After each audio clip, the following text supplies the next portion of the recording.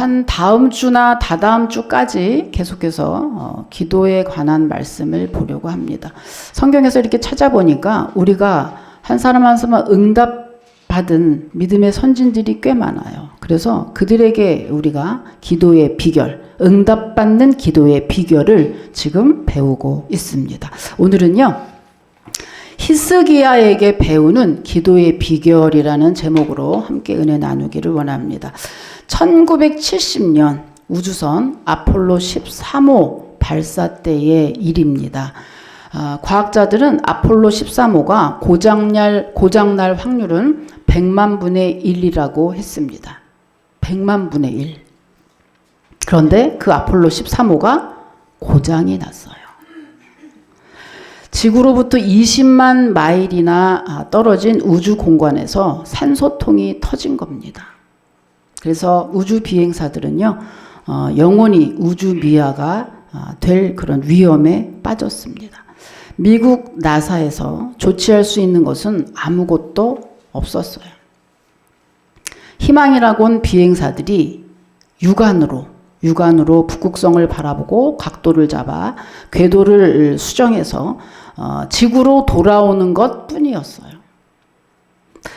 그때 미국 대통령이 닉슨 대통령입니다. 이 닉슨 대통령이 아침 9시에 경보를 울려요. 그래서 전 국민에게 기도할 것을, 합심해서 기도할 것을 호소합니다.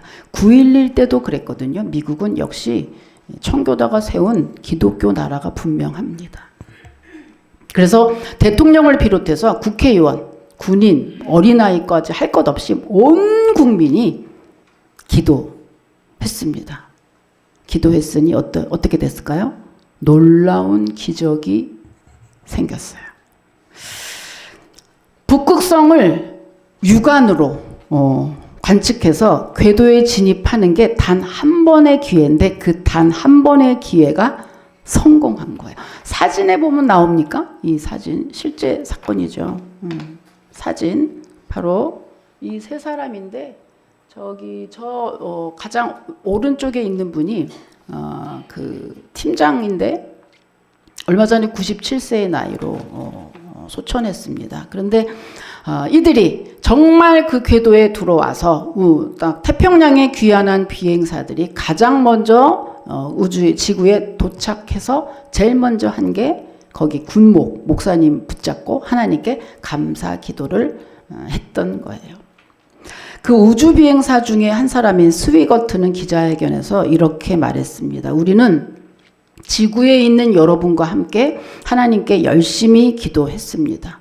우리가 돌아올 수 있었던 것은 전적으로 기도의 힘인 줄 믿습니다. 이렇게.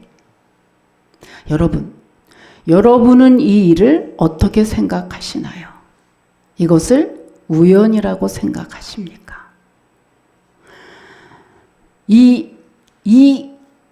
이렇게 어마어마한 일이 우연이라고요. 여러분, 우리의 기도는 이렇게 위대한 힘을 가지고 있습니다. 왜냐하면 우리의 기도를 전능하신 하나님이 듣고 계시기 때문이죠. 우리 하나님은 살아계셔서, 지금도 살아계셔서 역사하는 하나님이시기 때문입니다. 지난주에 우리가 다니엘에게 기도를 배웠습니다. 뜻을 정해서 해라. 끝까지 기도해라. 오늘 히스기야에게는 어떤 기도를 배울까요? 오늘 본문의 내용은 이렇습니다. 유다 왕 히스기야 왕이 병들어 죽게 됐어요. 그때 히스기야 나이가 불과 39세였어요. 그러니까 그 39세이기 때문에 그의 아들이 42세 때 태어나거든요. 그러니까 아직은 후사도 없고 아주 젊은 나이죠. 이런 상황에 그가 죽게 됐습니다. 1절에 보면요. 이사야 선지자가 그의 죽음을 통보합니다. 너는 내 집에 유언하라. 내가 죽고 살지 못하리라. 이렇게 얘기했어요. 여러분, 그냥 일반 사람이 얘기를 한 거면 다시 살 어떤 여지가 좀 있겠어요. 그런데 이거 뭐죠? 하나님이 이사야 선지자를 통해서 하나님이 직접 말씀하신 거예요. 그러니까 이 말은 무슨 말이에요? 조금의 여지도 없이 확실히 죽을 거라고 하는 거예요. 확실히 죽는다. 절대로 피할 길이 없다라고 하는 거예요. 그러니까 히스기야가 할 수 있는 게 아무것도 없어요. 오직 하나님의 긍휼하심을 바랄 밖에. 그래서 뭐를 하죠? 히스기야가 간절히 기도하기 시작합니다. 이 히스기야 얘기는 너무나 잘 많이 아시고 계시기 때문에 결론부터 말씀드리면 오늘 이 기도, 히스기야가 기도를 해서 어떻게 됐죠? 히스기야가 살아났습니다. 살아났어요. 그것도 그냥 이렇게 죽는 사람일 때 아유 이렇게 고비를 넘겼습니다 이러잖아요. 그죠? 고비만 넘긴 게 아니라 히스기야 1호부터 15년을 더 살면서 아수르로부터 자기 나라를 보호할 뿐만 아니라 아주 힘있게 왕의 사명을 감당했습니다. 그래서 이 히스기야 왕은요, 다윗 왕을 비롯한 선한 왕, 악한 왕 이렇게 나뉘는데 선한 왕 중에 한 사람으로 포함될 정도로 아주 훌륭한 인물로 마무리를 했어요. 그렇다면 오늘 우리가 볼 것은 그러면 히스기야는 과연 어떻게 기도했길래 하나님이 직접 말씀하셨잖아요. 너 죽을 거야. 하나님이 직접 내린 죽음의 선고를 벗어나서 살아날 수 있었을까? 첫 번째, 자, 이렇게 우리 기도하는 거예요. 우리가 올해. 첫 번째 어떻게 기도했습니까? 얼굴을 벽을 향해서 기도했습니다. 자, 2절 한번 읽어볼게요. 2절입니다. 시작.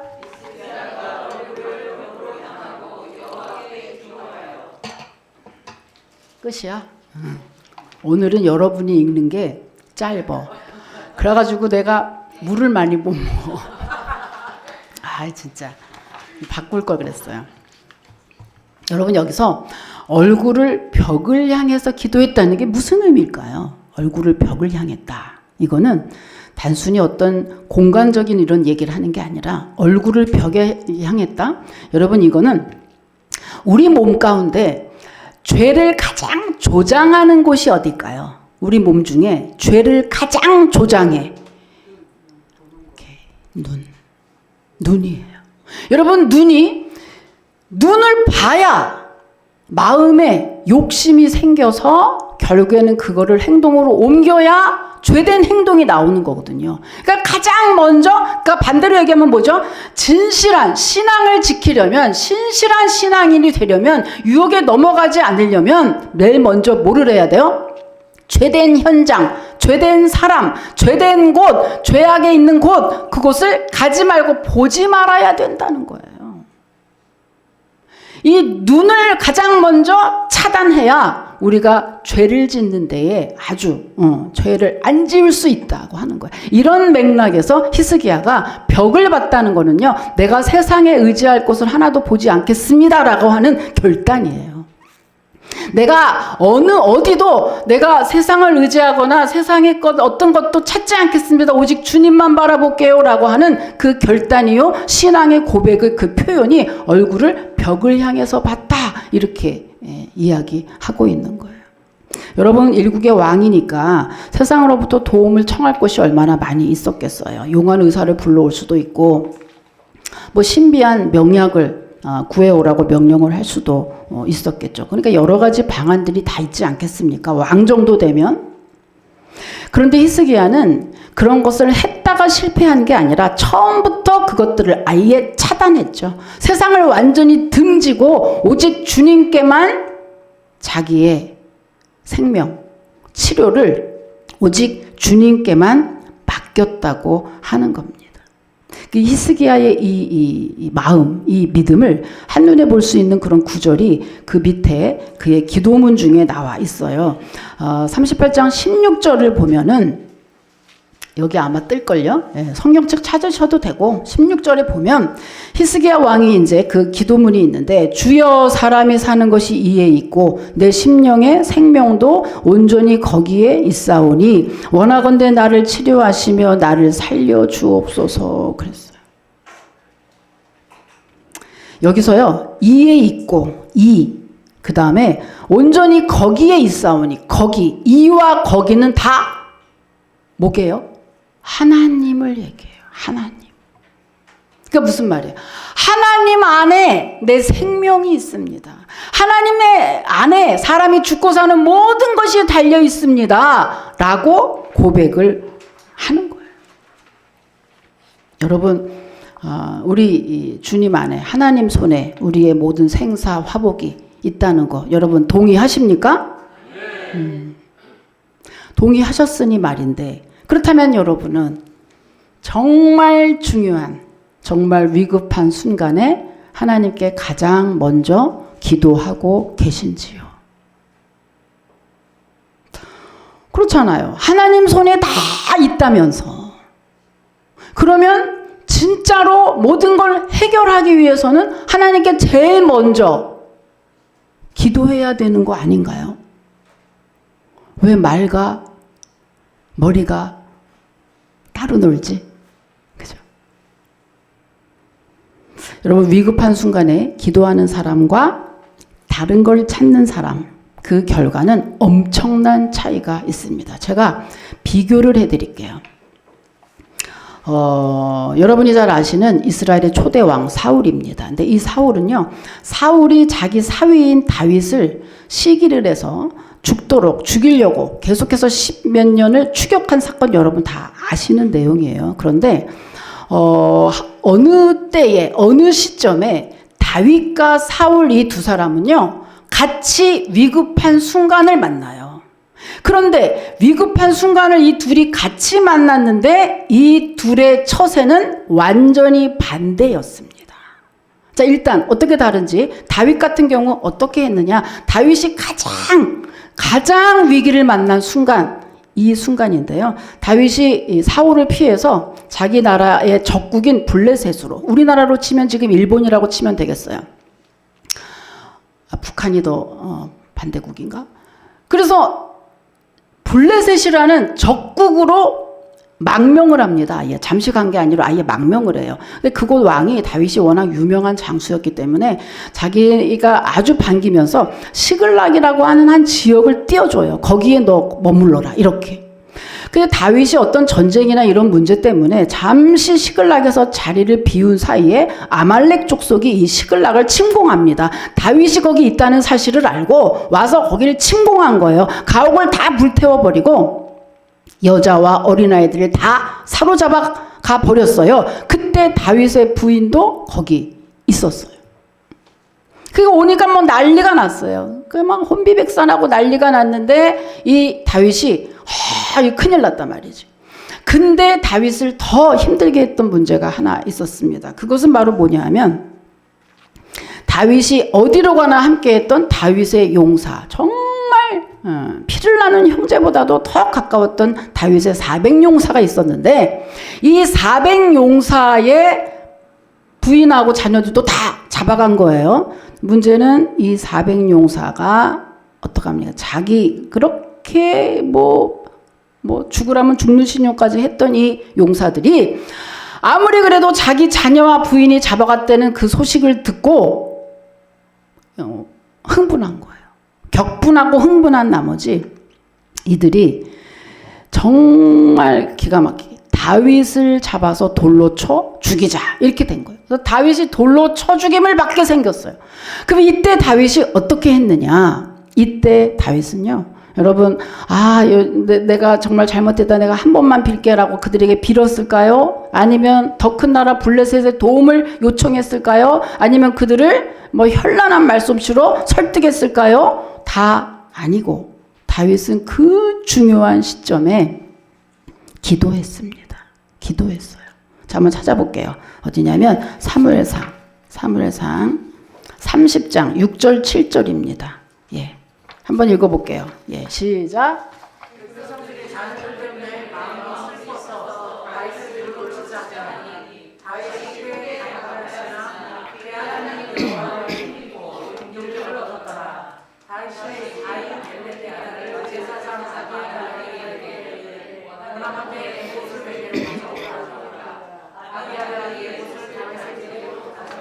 이 말은 기도했다는 말이에요. 전심으로 그리고 심각하게 기도했다 이런 말이에요.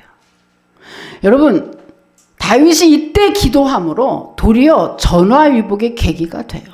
다윗이 이때 아말렉 족속을 다 쳐서 멸했거든요. 그래서 적국으로부터 다윗이 용맹했다는 것을 다시 한번 또 확인을 시켜주는 정말 좋은 사건으로 아예 변해버립니다. 그런데 반대로 사울은 어떠했느냐. 사울도 역시 이쯤에 다급한 순간을 만나요. 왜냐하면 블레셋과의 전투를 앞두고 이 블레셋이요 이제 이스라엘을 침공하려고 아주 대군을 모집하는 거예요. 근데 이 소문을 사울 왕이 들어요. 근데 딱 보니까 지게 생겼거든. 왜냐하면 이스라엘은 그냥 굉장히 수적으로 모자란 상태였기 때문에 막상 블레셋이 그렇게 쳐들어오면 자기네 나라는 다 죽을 수밖에 없어요. 그러니까 이제 사울이 왕의 입장에서 굉장히 심각하고 불안해졌어요. 그런데 문제는 언제나 자기 곁에는 사무엘 선지자가 살아있을 때는 사무엘이 언제나 하나님의 뜻을 알려줬어요. 질 거냐 이길 거냐. 근데 사무엘 선지자가 이미 죽은 이유거든요. 그러니 자기에게 이 전쟁이 어떻게 되겠습니까? 라고 물어볼 사람이 없는 거예요. 답답해 미치겠는데. 그래서 사울은 어떡합니까? 그래도 하나님께 기도하면 될 텐데 기도하지 않고 어떻게 하죠? 신접한 여인 곧 무당을 찾아가요. 교회 집사가 너무너무 답답하니 점집에 가서 점을 보는 거랑 똑같은 거예요. 점집에서 무당들이 얘기하잖아요. 아이고 우리는 저 교회 집사도 많이 와요. 이렇게 얘기하죠. 똑같은 거예요. 근데 여러분 참 얼마나 아이러니한지 이 사람이 무당을 찾아간 이유는 무당에게 사무엘 선지자를 빙의시켜서 그 사무엘 선지자에게 하나님의 뜻을 묻고자 해서 그 무당을 찾아간 거예요. 얼마나 아이러니해요. 하나님이 가장 싫어하는 신접한 사람 무당을 찾아가서 하나님의 뜻을 묻고자 하는 이 사울의 발상이 여러분 사람이 불안하고 두렵고 이러면 이 핵도가 제대로 정상적으로 하지 않아 조작이 되지 않아요. 지금 이 사울이 그걸 모르는 바가 아니에요. 사울이 이미 그 전국의 나라에 거기 앞에 전후에 다 읽어보면 내용이 나옵니다. 전국의 나라에 신접한 년이나 박수무당을 찾아가지 말라고 자기가 법을 자기가 정한 사람이 바로 사울이에요. 그런데 지금 가장 불안한 순간에 사울은 하나님께 기도하는 것보다 무당을 찾아가서 빨리 하나님의 뜻을 알고자 했다. 그 결론이 뭘까요?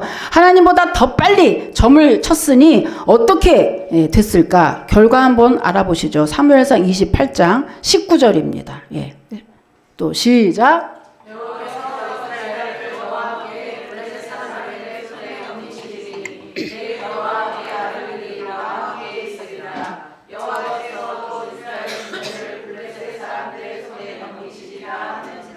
이 말은 결국에는 참패하겠다 이런 말이에요. 네 손에 붙이겠다. 블레셋 손에 붙인다는 얘기는 블레셋에게 네가 진다 이런 얘기예요.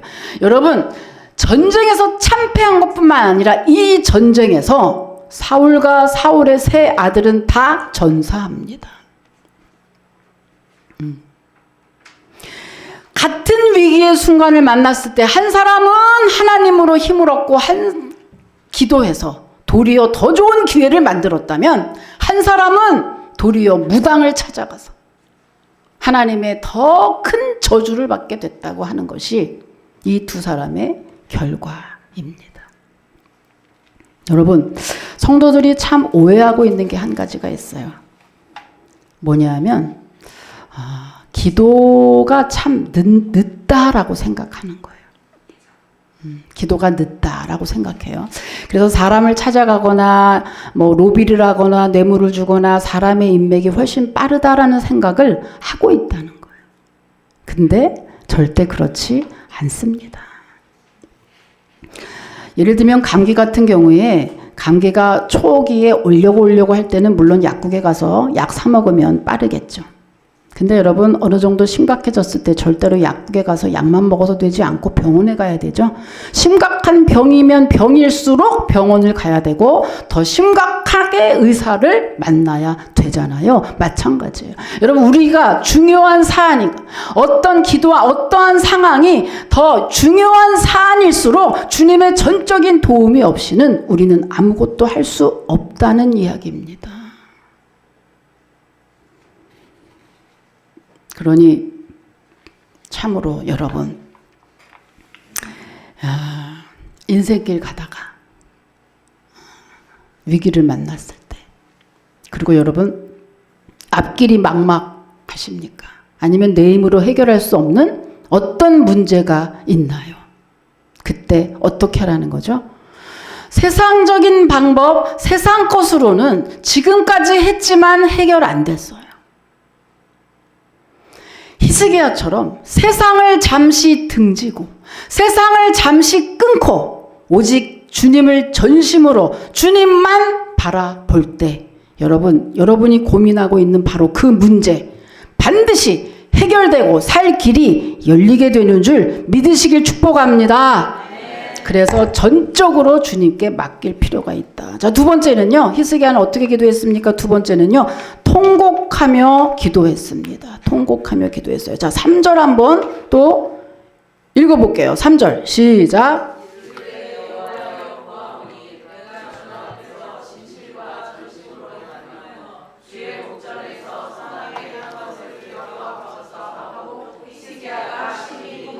심히 통곡했다. 제가 예전에 좀 한 거 좀 알아주세요 하면서 심히 통곡했다. 여러분 심히 통곡했다는 그 영어를 번역을 하면 아주 주저앉아서 통곡했다. 이렇게 쓰여 있거든요. 이 지금 왕입니다. 왕의 어떠한 채통이고 뭐고 다 필요 없이 어린아이처럼 그저 주저앉아서 주님의 긍휼하심을 지금 호소하고 있는 거예요.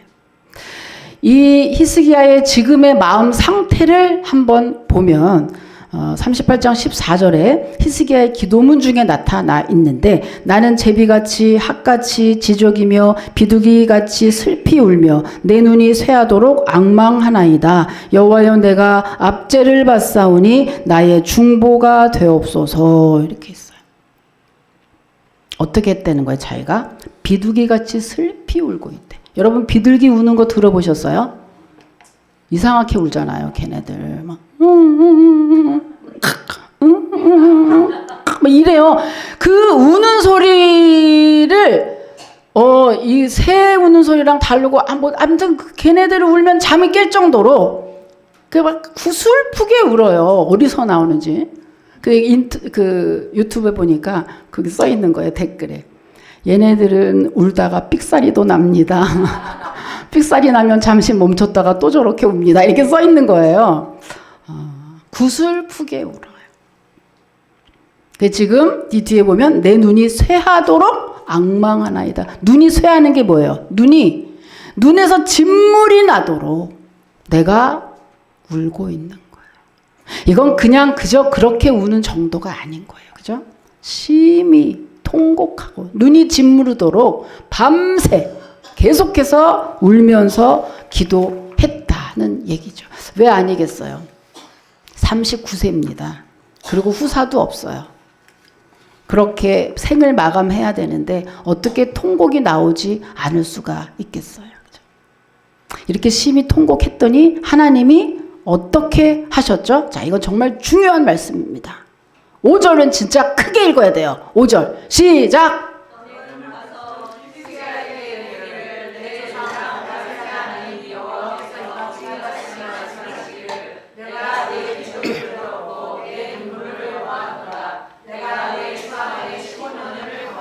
아멘. 여러분 여기서 아주 특이한 점이 있죠. 여기서 하나님이 우리 기도를 듣는 것을 우리 알고 있어요.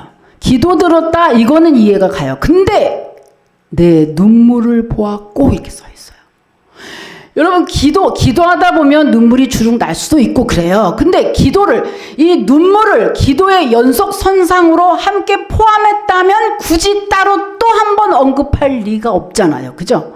기도도 들었는데 눈물도 봤다. 여러분, 이 눈물이라고 하는 이 히스기야가 심히 통곡한 이것은 기도와 또 다른 언어구나. 또 다른 하나님께 이 눈물이라는 것이 하나님을 감동하는 어떤 수단이 됐구나라는 것을 알 수가 있어요.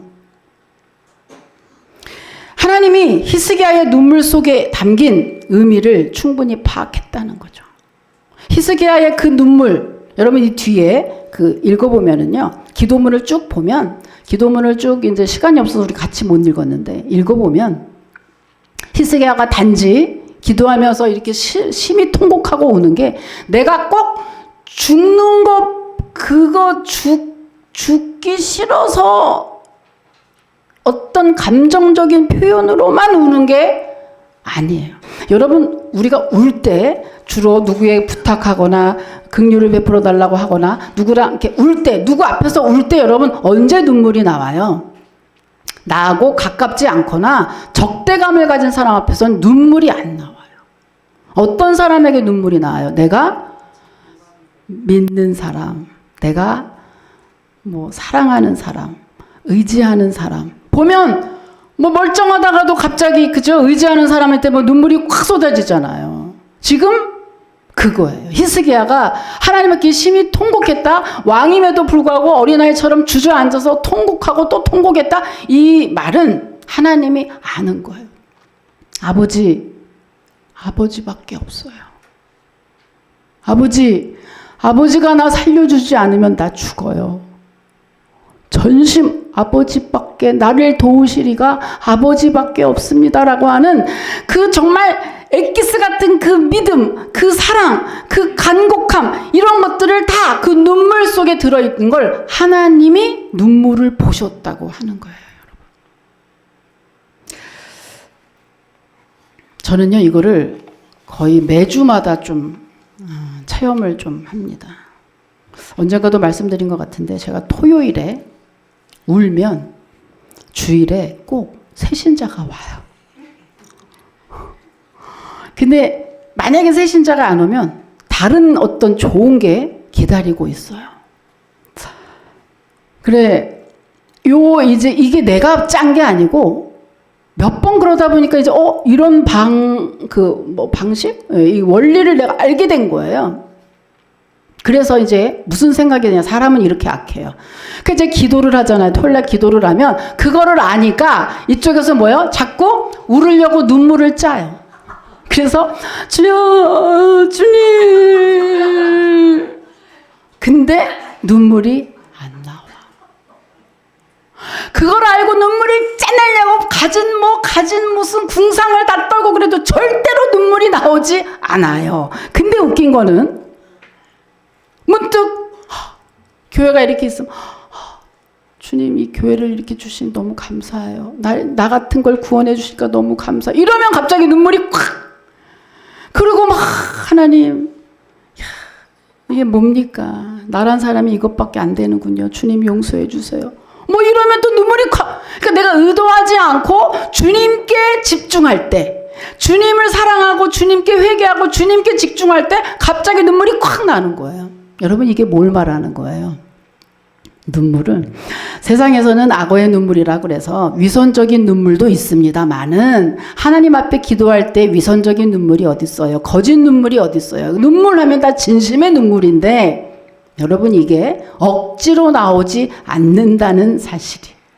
억지로 나오는 게 아니야. 그러니까 다른 말로, 반대말로 하면 무슨 말이에요? 이게 내가 기도할 때 눈물이 나온다고 하는 것은 정말 눈물 자체가 은혜라고 하는 겁니다, 여러분. 왜요? 우리를 울게 하는 게 바로 성령님이기 때문입니다, 여러분. 여러분, 기도할 때 우십니까? 눈물이 나옵니까? 정말 좋은 현상입니다. 정말 은혜의 현상입니다, 여러분. 기도할 때 많이 우시기를 주님의 이름으로 축복합니다. 그러면 제가 어저께 울었게요, 안 울었게요? 어떻게 알아? 김용호 씨가 왔어? 그러네. 그러니까 꼭 그런다니까. 제가 어저께 울었는데 어제는 조금 달라요. 내가 이렇게 운 게 아니라 어느 한 성도를 기도를 이렇게 쭉 하는데 그 성도를 기도하는데 그냥 이게 터진 거예요. 그래서 그 사람을 기도하면서 막 울었는데 꽤 울었어요. 울면서 이쪽에서 또 뭐지 내일 또 이런 근데 이게 이게 뭐 맘대로 조절이 안 돼요. 근데 어쨌든 어저께는 진짜 크게 울었는데 크게 많이 울었는데 그 운만큼 김용호 씨가 일당 100인가 봐요. 아무튼 정말 이게 뭐 제가 김용호 씨 오는 줄 알고 썼겠습니까? 아니잖아요. 그죠? 실제로 정말 그렇다. 그 정도로 뭐예요? 하나님이 우리가 하나님 향해서 매달리고 통곡하고 어린애처럼 떼쓰고 전심으로 우는 거를 하나님이 정말 기뻐하신다는 사실입니다. 여러분 믿으시길 축복합니다. 그거예요. 세상이 각박하지만 여러분 주님 앞에서만큼은 자존심 내려놓으시고 진심으로 어린애처럼 겸손하게 정말 그런 자세로 기도해 보세요. 그러면 눈물이 주님 앞에 아직도 울어본 적이 없다면 아직 너무 많이 이 안에 들어있는 거예요. 이거 다 빼세요. 이거를 빼야 주님이 여러분 안에서 역사하시거든요. 많이 울면 울수록 좋습니다, 여러분. 올해는 여러분 기도하면서 늘 울어서 에레미야 선지자처럼 쟤는 기도만 하면 울어 이런 별명 붙으시기를 축복합니다. 실제로 제가 먼저 번 다녔던 그 교회에 그렇게 잘 우는 집사님이 있는데 그분이 이제 내 앞에 새벽이든 금요일이든 있으면 그러니까 왜 우는 걸 하나님이 기뻐하는지 알겠어요. 하도 울어서 내가 내 기도하다가 저 사람이 하도 우니까 하나님 무슨 사정인지 모르지만 꼭 들어주세요. 이 사람을 위해서 기도를 하고 있어요. 그 정도로 여러분 하나님 앞에 운다는 것은 정말 다 내려놓고 믿고 순종하고 믿음의 어떤 그런 고백이기 때문에 정말 올해는 여러분 딴 데서 싸우다가 울지 말고 주님 앞에서 기도하면서 엉엉 우시기를 주님의 이름으로 축복합니다. 마지막 세 번째는요. 히스기야의 기도 비결 뭐냐. 마지막 세 번째는 고난이 내게 유익이라고 기도를 했습니다. 자, 17절 한번 읽어볼게요. 17절. 예. 시작.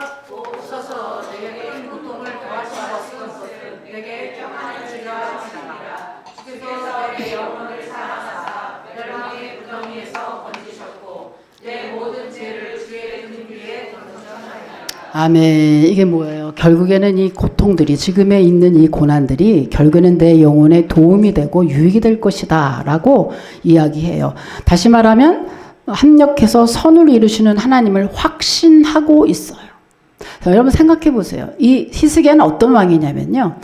전국에 있는 하나님이 가장 싫어하는 우상을 다 철폐한 왕이에요. 그래서 선한 왕 중에 하나인 거예요. 그 우상을 철폐했다는 얘기는 어떤 핍박이나 고난도 달게 받겠다. 굉장히 쉽지 않은 일에 전국에 있는 우상을 다 철폐했어요. 그렇게 주님을 위해서 일했건만 39세에 죽을 병에 들었다? 다른 못된 왕보다 더 수명이 짧다? 여러분 요즘 같으면 어때요? 나 교회 안 가. 나 예수 안 믿어. 예수 믿어서 된 게 뭐가 있는데 이거랑 똑같은 거 아니에요? 근데 이 히스기야가 어땠다는 거예요? 거기에 대한 원망이나 불평이나 이런 게 없이 하나님 지금 있는 이 고통, 지금 내가 겪는 이 고난도 반드시 내 영혼의 유익이 된다는 것을 나는 믿습니다. 하나님이 절대로 나를 악한 길로 인도하지 않는다는 것을 나는 믿어요. 라고 도리어 감사하면서 기도했다는 얘기입니다. 여러분. 그렇기 때문에 어때요? 그러니까 하나님이 15년을 더 연장받는 하나님이 한 입 갖고 두 말 하신 거예요. 이런 거는 거의 많이 없어요. 한 입 갖고 두 말 할 정도로 뜻을 바꾸셨다. 왜? 이 히스기야의 이 기가 막힌, 그죠? 눈물과 기도와 그리고 감사함을 보면서, 와, 이 자식 이거 멋진데 이거, 야야 너 지금 하면 안 되겠다. 15년 더 살고 와. 이렇게 한 거잖아요.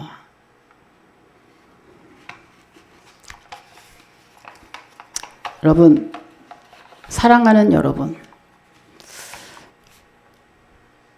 오늘 히스기야에게 배운 대로 올해는 정말 오직 주님만 바라보고, 그리고 울고불고 늘 통곡하고 매달리면서, 그리고 주실 줄 믿고 감사하면서, 감사함을 가지고 로마서 8장 28절 한번 읽어보면서 마칠게요. 예, 한번 읽어보십시오. 시작.